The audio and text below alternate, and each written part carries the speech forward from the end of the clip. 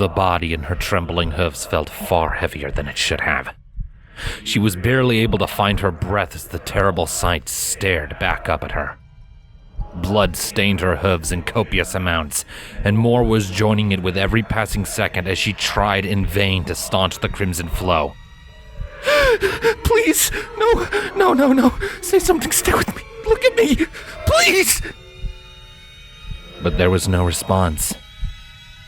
The world around her began to fade away, leaving nothing but the sound of her despairing wails and the blood on her hooves to keep her company. Somewhere far off in the distance, a crack of thunder rolled across the world. Miss Scarlet? Scarlet Frost opened her amethyst-colored eyes with a sharp intake of breath, reality snapping back to her the moment the voice reached her ears. Taking a deep breath, she swept her eyes over her environment to ground herself back in the here and now. She was laying down in the grass in an open courtyard, surrounded by the white stone walls of the academy. The distant sound of ponies going about their days in the city could just be heard over the high walls, and a few students could be seen trotting by with their friends, enjoying their lunch break. Sunlight streamed in from overhead, the angle and colors suggesting a mid to late afternoon hour. Taking one more deep breath, Scarlet finally turned to look at the pony who had addressed her. It was a young unicorn stallion, no more than a first-year student at the academy. He had a beige-colored coat with a dark brown mane and tail, each one bound neatly in a ponytail. His orange eyes were wide open, glued onto hers. Miss Scarlet, are you feeling quite well? She nodded, wiping an ice-blue hoof over her face. Yes, I'm fine.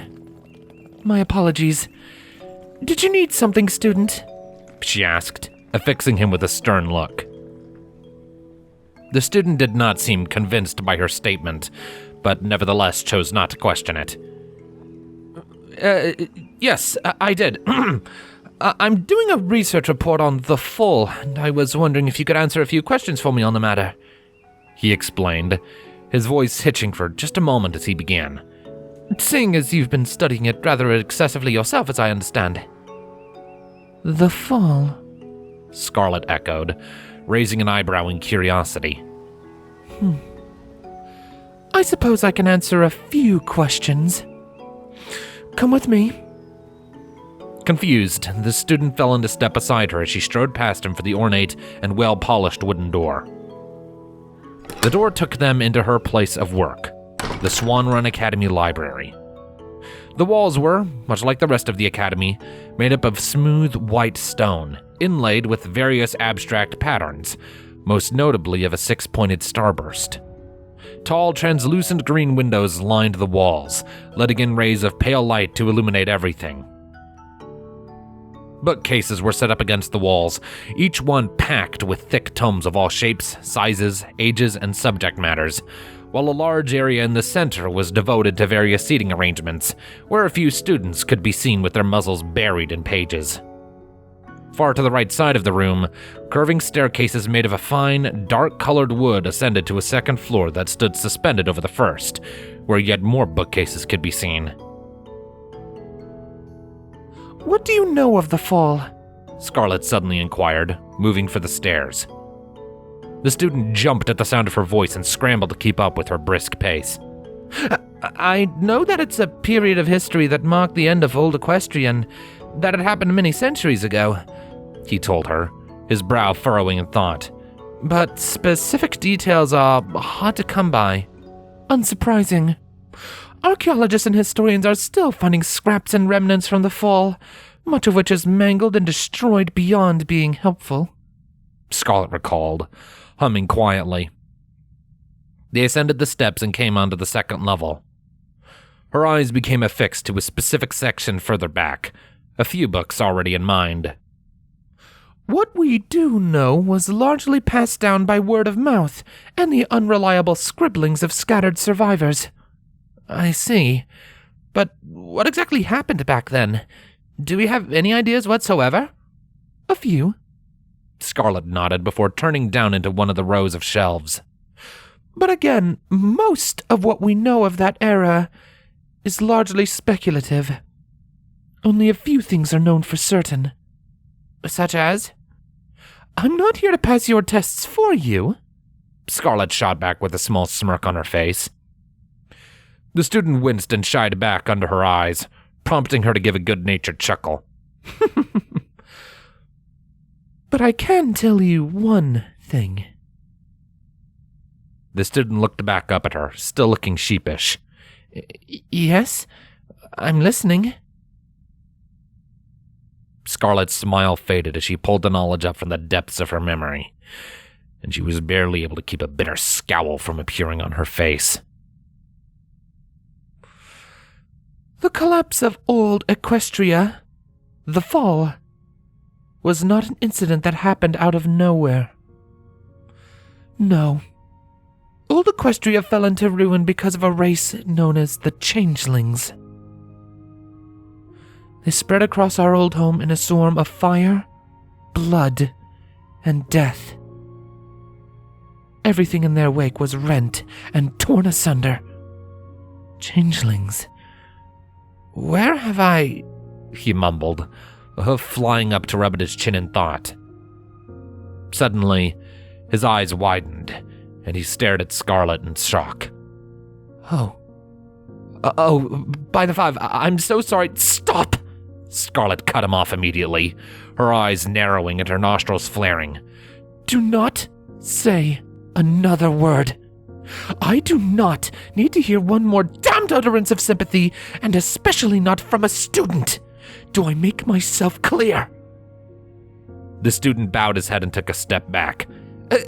Yes, Scarlet, crystal clear, he stammered. She glared at him a moment longer, before turning away with a huff of annoyance. Her agitation did not last long, however, as it was soon replaced with guilt. Scarlet heaved a sigh and shook her head before flashing him an apologetic glance. Forgive me. It was unkind of me to speak to you like that, she said quietly before her horn sparked to life with purple magic. 3 books lit up with an identical glow before floating through the air towards the student. These books, when read in order from shortest to longest, are the most useful for gaining an understanding of the fall. The student looked up at the books. Reluctantly, he took them in his own magical grasp, holding them close to his sides. Very well. Thank you for your time, Miss Scarlet. I'll take my leave, he muttered before turning and trotting away, his footsteps echoing on the hardwood floor. Scarlet watched him go, then turned to smack her forehead into the bookcase in front of her. Stupid! She chastised herself internally. Oh, this was going to be a long day. She just knew it.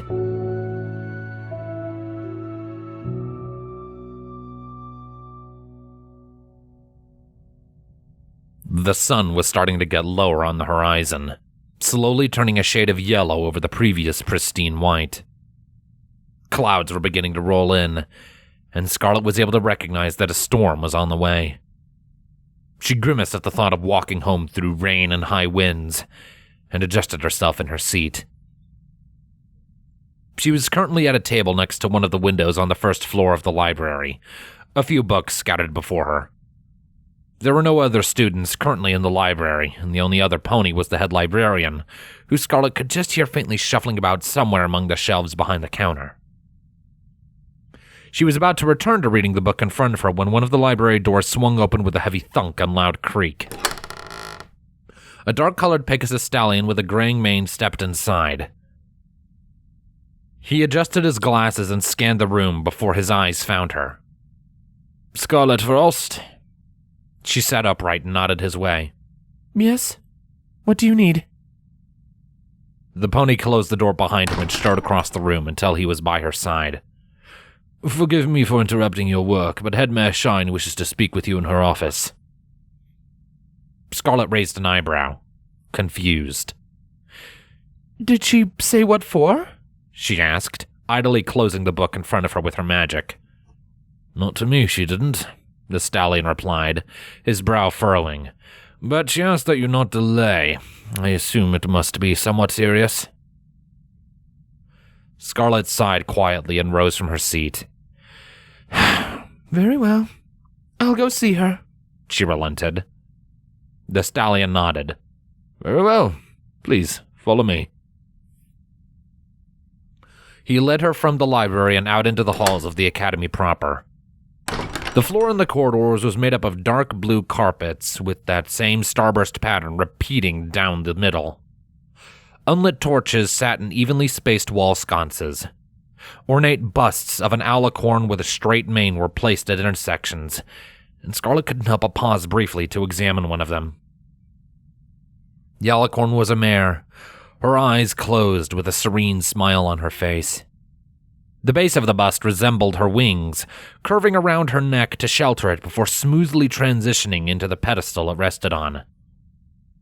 A plaque rested just below that, in which the name of the alicorn had been inscribed. Twilight Sparkle, the Princess of Friendship, Goddess of Knowledge, Patron of Students, Teachers, and Mages. Scarlet didn't linger long on the bust, and soon she was being ushered into the office of Head Mayor Starshine. Much like with the library, the walls were white stone, while the floor was dark hardwood. Paintings and framed certificates sat on the walls in large quantities, each one either displaying a fond memory or one of the many qualifications that Starshine had accumulated. Directly across from the opening, a large, circular stained glass window was set into the wall, overlooking the city beyond. It depicted the very same alicorn whose bust Scarlet had just been examining. Her lavender wings were spread wide open as if an invitation for all to take shelter under them, while a grand library stretched out behind her. Coiled protectively around her was a large dragon with purple scales and a green underbelly, emerald flames licking at the edges of his maw. Scarlet, there you are. Starshine's voice drew Scarlet's attention away from the window and to the center of the room. Shine was an elderly mare with a cream-colored coat and a mane and tail that had long since lost their color. She was seated behind her desk, her aging hooves pressed together on the surface, her sky-blue eyes shining with nothing but kindness. Please, come in. Scarlet closed the door behind her and stepped forward, giving her superior a respectful nod. Head Mayor Shine, you asked to see me? I did. Shine nodded along, her smile never wavering. How has your first day back to work been? It's been as well as I could expect, Scarlet replied, her eyes wandering the room again. I had a student come to me with questions about the fall earlier, which I was not expecting. But in all, I'm feeling better now that I have something to occupy my time. Shine nodded again, her smile starting to become strained. Yes, I heard about the student. Word got back to me that you snapped at him when he went to give you his sympathies. Scarlet's head sharply turned back to Shine, her eyes wide. How did... She went to demand before catching herself. She closed her eyes and took a deep breath before continuing in a more respectful and level voice. Ma'am, I assure you I am well enough to work. Scarlet... Shine replied with nothing but doubt in her voice, her smile fading away. I'm sure you think so, but I'm not so sure of that myself. With all due respect, I do not need more time off if that's what you are about to suggest, Scarlet stated, barely able to hide her impatience. I've had more than enough of that. I understand, Shine replied soothingly. She rose from her seat and slowly trotted around towards Scarlet with a warm smile. But I also understand that after what you went through, 3 months may not be enough time. I'm fine. Shine studied her for a good long while. Scarlet was not able to maintain her stern expression under the kind old mare's gaze, and looked away with her ears drooping. The response seemed to be what Shine was looking for, as her smile grew. She placed a hoof on Scarlet's shoulder to get her attention. Well, maybe you are, Scarlet. But maybe you should go home early all the same. Scarlet blinked. Ma'am, you've been away for a few months, Scarlet, with little and less to fill your time. Shine elaborated before gently pushing the mare for the door. Coming back to a full day of work may not be the best thing for you right now. Go home early, relax, get your head together, and we'll see how you're feeling when you come in tomorrow. Scarlet allowed herself to be ushered out before turning back to Shine, about ready to object and request that she work as long as normal. However, the firm look she suddenly received from the older mare cowed her into submission. Repressing a sigh, Scarlet gave a slow nod.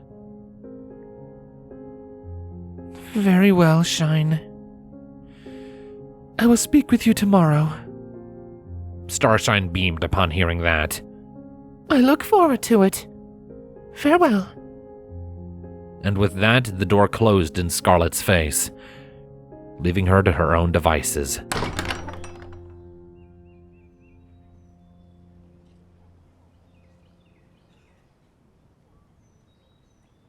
Swanrun.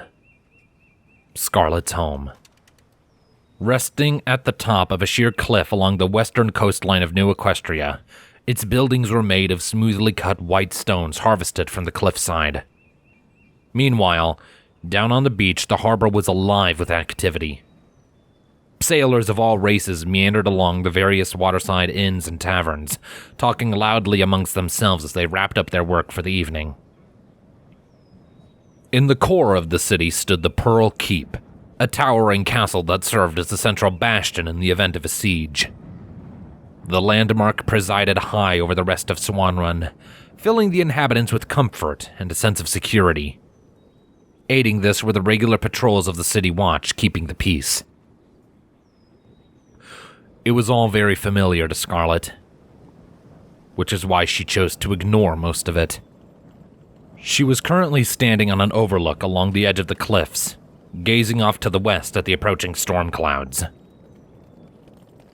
She could faintly see a few flickers of lightning and electricity amid that looming darkness, and the rumble of thunder could just be heard from this distance. A few foals went scampering by, happily yelling at one another and waving around toy swords and their ill-practiced magic auras. Scarlet couldn't help but turn to look and watch them play their game of soldier. Ha ha ha! I got you now, evil griffin! One of the foals, a colt, declared as he lightly smacked his playmate, a filly, over the head with his sword. You are dead now! The filly played along, dramatically flopping over onto her back and thrusting her hooves towards the sky. No! Curse you, pony! She cried out, before both of them burst into fits of giggles. Scarlet grimaced at the sight and looked away. She had half a mind to spin around and scold them for daring to misrepresent the war like that, to dare depict the griffins as villains when most of them were just like the ponies they were fighting. She held her tongue, though, and heaved a heavy sigh. They weren't there like I was, she told herself in the privacy of her own mind. Let them have their fun. The foals played for a few minutes longer, before the voice of their mother called out to them. Their game came to an end, and they went galloping away, leaving Scarlet alone on the overlook.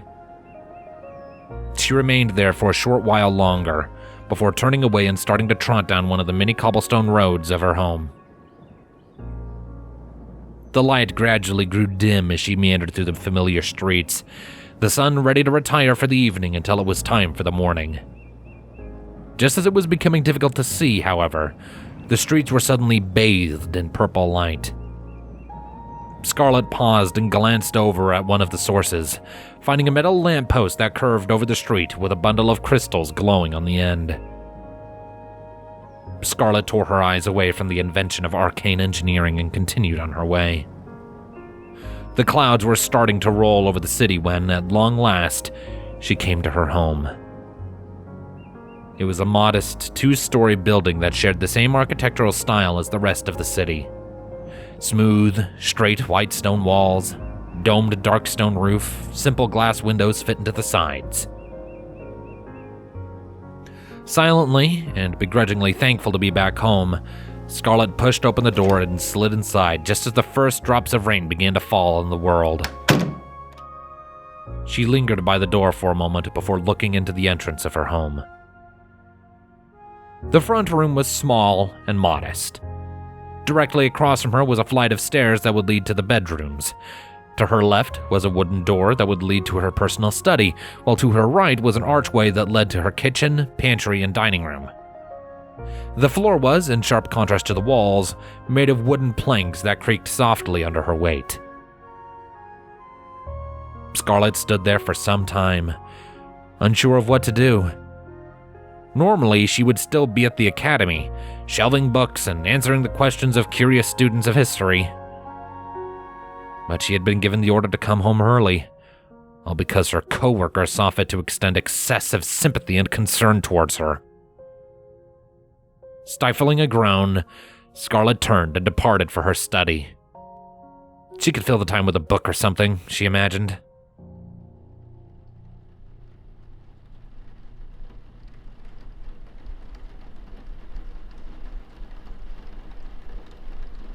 Hours passed, and the world outside faded into darkness.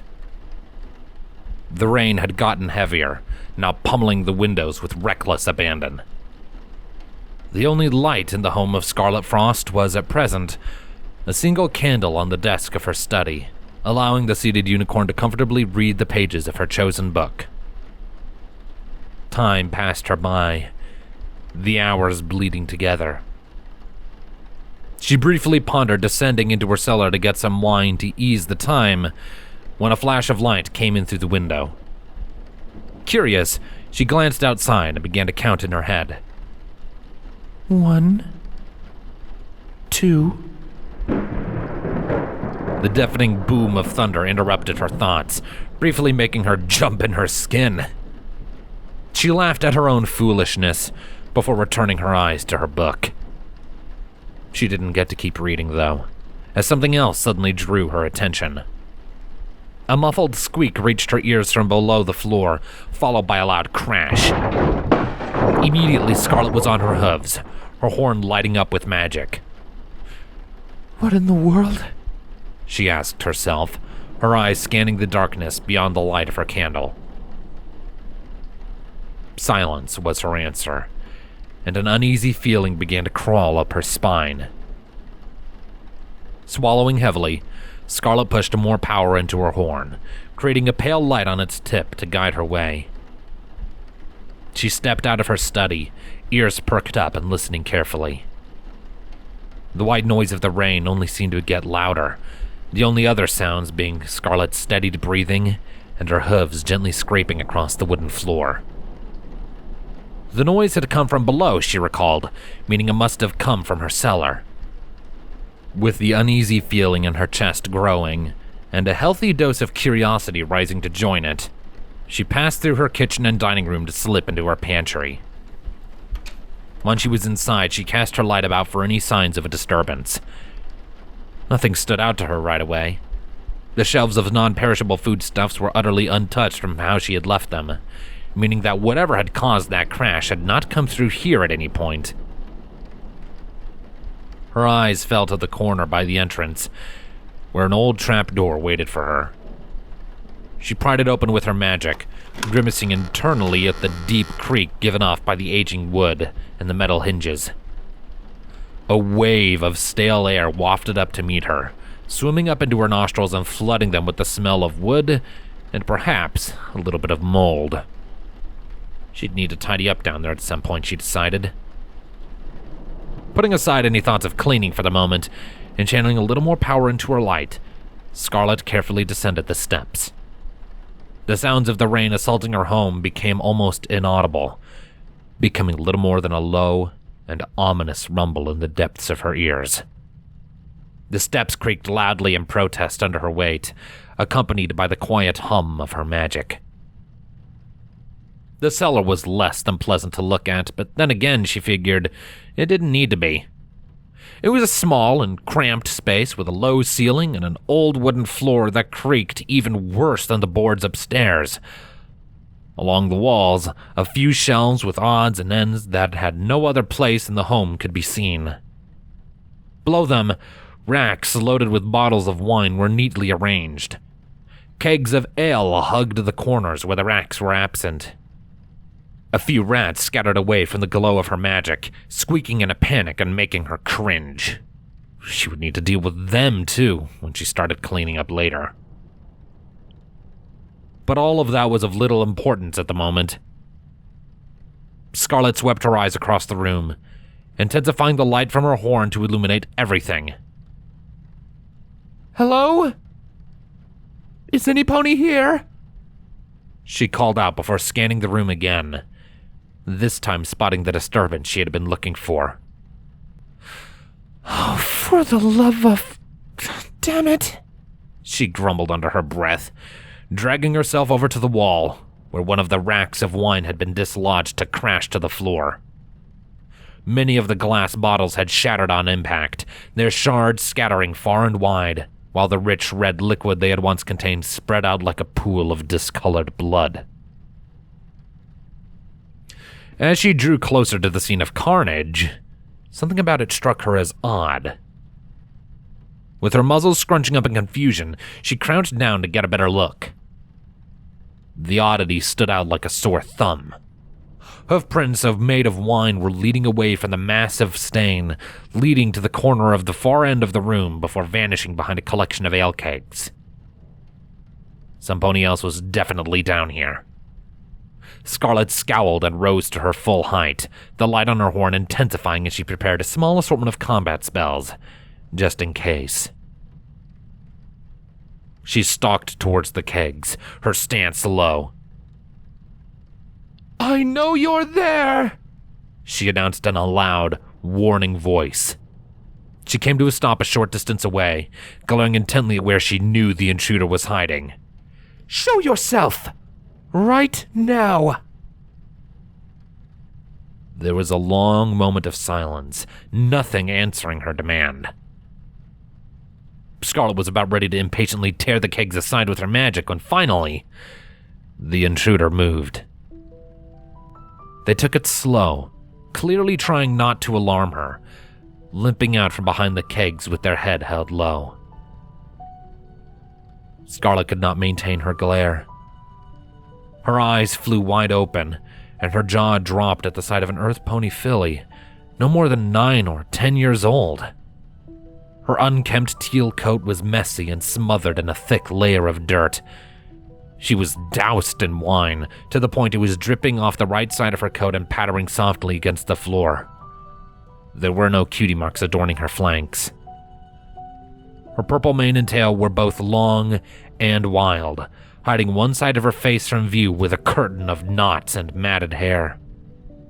Only one of her darker teal eyes peered back at Scarlet, shimmering with fear and dread. Her right forehoof was held up to her chest, and Scarlet's heart fell into the pits of her stomach when she saw shards of glass stuck into the flesh there, drawing small rivers of blood out to join the wine. She was speechless, and mouthed uselessly like a fish for several moments. Finally, when at last she found her voice, all she could utter was a baffled and mortified, What? I was just trying to get out of the rain, miss. The filly told her in a timid whisper, shrinking away from Scarlet's shocked face. The thunder scared me. Scarlet stared at this filly for a few more seconds before finally clamping her jaw shut. She stepped forwards, reasserting a firm look on her face. What's your name? She asked cautiously. The filly looked down into the side, her mane hiding the entirety of her face from view. When she spoke again, there was barely any strength to her voice. Primrose.